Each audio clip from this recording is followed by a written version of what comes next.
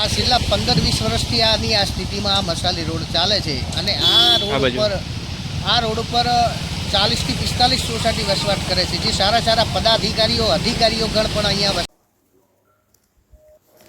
જ્યાં તંત્ર સૂતેલું હતું ત્યાં મીડિયા બોલ્યું રાધનપુરમાં એજીપી ન્યૂઝ ઇન્ડિયા બની નાગરિકોની અવાજ। રાધનપુર નગરપાલિકા વિસ્તારની અંદર વર્ષોથી કાયમી સમસ્યા બની ગયેલ ગટરના ઉભરાતા પાણીની દયનીય સ્થિતિએ આખરે એક મોટો વળાંક લીધો।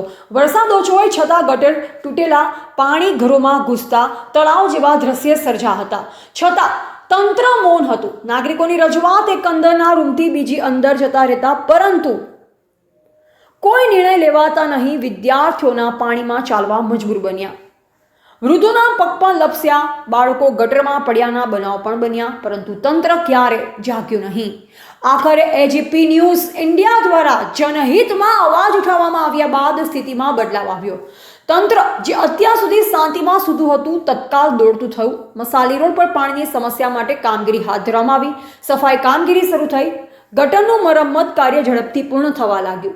સ્થાનિક નાગરિકો અને વિદ્યાર્થીઓ, રાહદારીઓએ એજીપી ન્યૂઝ ઇન્ડિયાનો હૃદયપૂર્વક આભાર વ્યક્ત કર્યો, કેમ કે જ્યાં રજૂઆતો નિષ્ફળ રહી ત્યાં મીડિયા બની લોકોની સાચી અવાજ।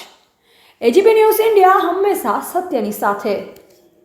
એજીપી ન્યૂઝની અંદર અઠવાડિયા પહેલાં જે સમાચાર પ્રસિદ્ધ થયા, તો એજીપી ન્યૂઝનો હું ખૂબ ખૂબ આભાર માનું છું કે એમના સમાચારને ધ્યાને લઈ અને આ રાધનપુર નગરપાલિકાનું ઊંઘતું તંત્ર જાગી અને મસાલી રોડ ઉપરનું પાણી સત્વરે નિકાલ કર્યો। ત્યાંથી લોકો જે પસાર થઈ રહ્યા છે, આજે સુખમય શાંતિમય અને ધન્યતા અનુભવી રહ્યા છે। તો ખરેખર મીડિયાને પણ હું ધન્યવાદ આપું છું। સાથે સાથે આમ તો તંત્રને ધન્યવાદ આપવાનો મારે રહેતો નથી, પણ તે છતાં આપી દઉં। શ્રાવણ મહિનો છે, બ્રાહ્મણ છું। દવે અલ્પેશ કુમાર હરીશભાઈ।